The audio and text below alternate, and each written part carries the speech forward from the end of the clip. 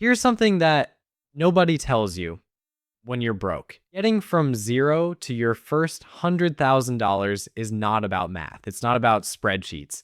It's not about picking the right stock. And it's definitely not about grinding 80 hours a week until you collapse. It's about something far more powerful and far more dangerous. It's about what happens inside your head at each stage of building wealth. Because here's the truth: most people who fail to reach $100,000 don't fail because they lacked money. They fail because nobody told them about the 5 psychological stages they were about to go through and what those stages actually demanded from them. Stay with me, because by the end of this video, you're gonna look at your bank account completely differently. Let's go. Imagine two people, same age, 25, same starting point, flat broke. One of them hits $100,000 in savings and investments by 30. The other one is still wondering where all their money went. What separated them wasn't salary, it wasn't luck. It was that one of them understood something that sounds simple, but almost nobody actually applies. Every level of wealth requires a different version of you. Think about it like a video game. You can't beat level 4 with the mindset and habits from level 1. The game changes, the rules change, and if you keep playing the same way, you keep losing. So here are the 5 stages from 0 to $100,000. And more importantly, what you need to think, feel, and do differently at each one. Stage 1, $0. And I don't just mean zero in your savings account.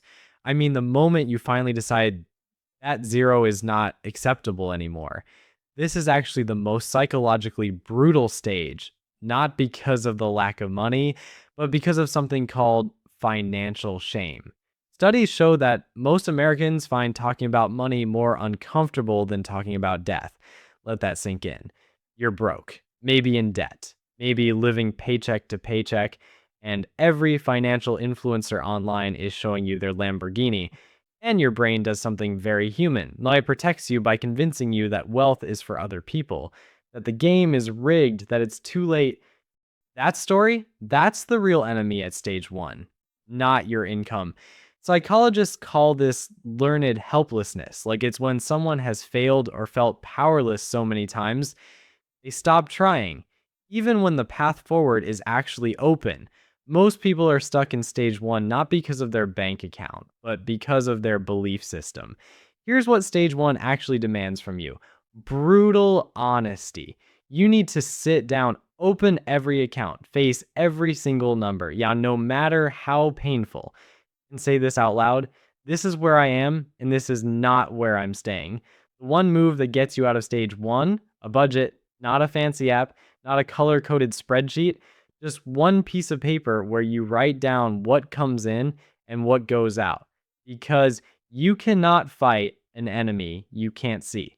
The people who escape stage 1 fastest don't have more money. They have more awareness. Stage 2, you've got awareness. Now you need your first real financial cushion, somewhere between $1,000 and $5,000. And I want to be honest with you, this is the grind stage. This is the one where most people quit. Why? Because the progress feels invisible. You cut your coffee, you pick up extra shifts, you stop going out, and your account goes from 0 to $300. You stare at that number and think, what's the point? Here's what's actually happening though. Your brain is wired to care about percentage gains, not absolute numbers. Going from 0 to 300 sounds meaningless, OBSS, but it's infinite percentage growth. You've created something from nothing. That matters, but there's an even bigger trap at stage 2. The moment you save your first $1,000, something shifts in your head. You feel slightly less broke. And that feeling is dangerous because it makes you want to reward yourself. Behavioral scientists call this hedonic adaptation. The moment your financial situation improves even slightly, your brain recalibrates what feels normal. The coffee becomes a dinner out. The dinner becomes a weekend trip. And suddenly your $1,000 is gone and you're back at 0. The key skill at stage two isn't budgeting, it's building what I call your savings identity. You have to start seeing yourself as someone who saves, not someone trying to save. That tiny mental shift changes your decisions on a Tuesday night when nobody's watching. And here's your one tactical goal at stage two: get to $1,000 emergency fund, just 1,000, because that number isn't just money, it's a psychological force field. It means a car breakdown doesn't become a credit card crisis. It means one bad month doesn't erase your entire progress. It gives you breathing room to think clearly, and clear thinking, that's where real wealth begins. Stage three. This is where things start to feel different. You've got $5,000 saved, maybe more. And for the first time in your life, an unexpected expense doesn't make your stomach drop. That feeling, that's financial stability, and it's not just emotional, it literally changes your decision making ability. There's research from Princeton showing that mental bandwidth consumed by financial stress is equivalent to losing 13 IQ points. 13. That means when you're broke, you are literally thinking less clearly about every decision, including financial ones. Stage three is when that fog starts to lift. But here's the danger of stage three: it's called false arrival. You've got a few $1,000s, you're no longer in survival mode. And so your brain sends you a quiet signal. You've made it, relax. And this is the stage where people start buying things they couldn't afford before: a nicer car, a bigger apartment, designer stuff, not because they need it, but because their savings account feels like permission. Behavioral economists call this mental accounting. We treat money differently based on how we feel about it. Save money can feel like extra money, so we spend it like a bonus. But save money isn't extra, it's the foundation of everything that comes next. So, what does stage three actually demand? It demands that you stop treating money as security, and start treating it as a tool. This is the stage where you open your first investment account, not because you've mastered everything, but because compound interest has a cruel rule. It rewards those who start early and punishes those who wait until they feel ready. Nobody feels ready, you just start. Even putting just $200 a month into a simple index fund at this stage, at a 7% average annual return, becomes over $30,000 in 10 years. Not because you're a genius investor, because you started. Stage three is the pivot from surviving to building. Don't miss it because it felt too early. Stage four. This is the stage most people never reach, and it's not because of math. It's because of one of the most seductive psychological traps in all of personal finance. You've got $25,000, maybe $35,000. You're investing, you're consistent, and then you look around. Your friend just bought a house. Your coworker got a new BMW. Your cousin is posting vacation photos every other week, and suddenly $35,000 feels small. It feels like it's not enough to matter. It feels like you're playing the wrong game. This is comparison culture's most dangerous moment. Yeah, right when you're actually winning. Social psychologist Leon Festinger's social comparison theory tells us that humans compulsively measure their success against others. And in the age of Instagram and TikTok, you're not comparing yourself to your neighbors anymore. You're comparing yourself to highlight reels of millions of people simultaneously. That's an unfair fight. And your brain was never designed to win it. Here's what most people do at stage four: they abandon the boring path, they get impatient, they move money from a solid index fund into a hot stock tip from Reddit. They hear about some crypto coin, they start day trading, they take a big swing, and they lose a chunk of what they spent years building, and then they're back at stage two, mentally and financially. What stage four actually demands is the hardest skill in all of personal finance: patience with boredom. Because here's the secret of the 25,000 to 75,000 stretch. This is where compounding starts to become visible. This is where your investments generate enough return that you can actually see it happening. Where one good year might add $5,000 to your account without you lifting a single finger. The people who blow past this stage and reach $100,000 don't do anything exciting. They automate, they diversify, they stop checking their portfolio every single day. They turn wealth building into something so boring, it practically runs itself.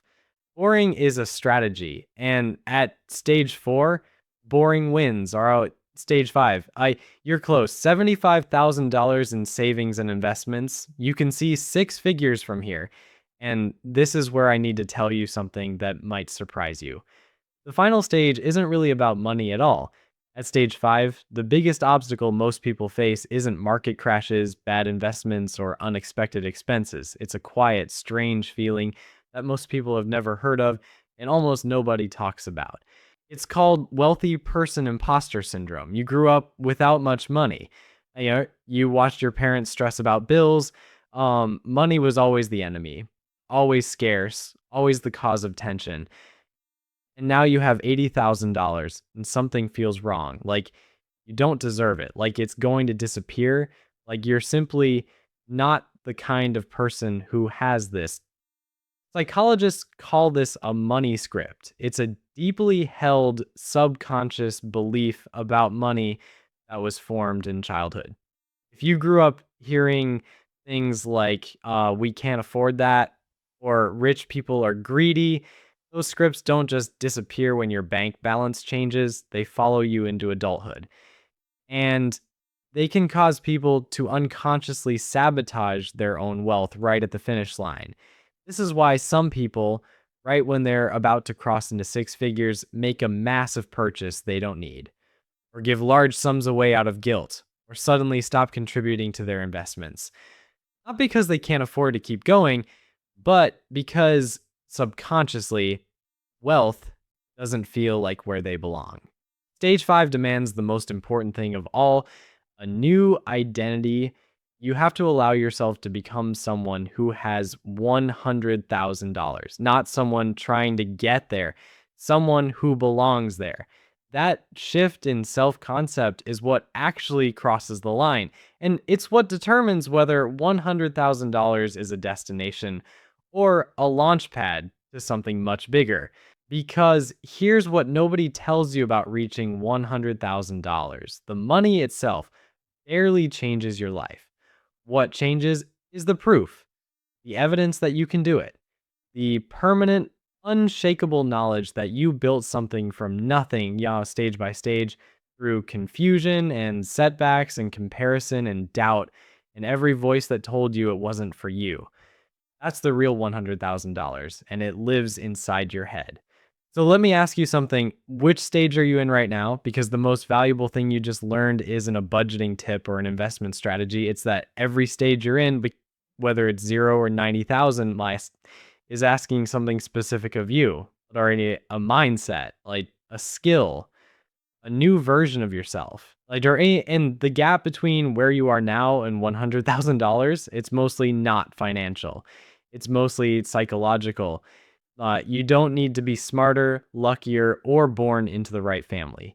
You need to understand the game you're actually playing and stop playing the wrong one at every stage. The first 100,000 is the hardest, not because the math is complicated, but because it requires you to grow into someone who can hold it. So, which stage are you in right now?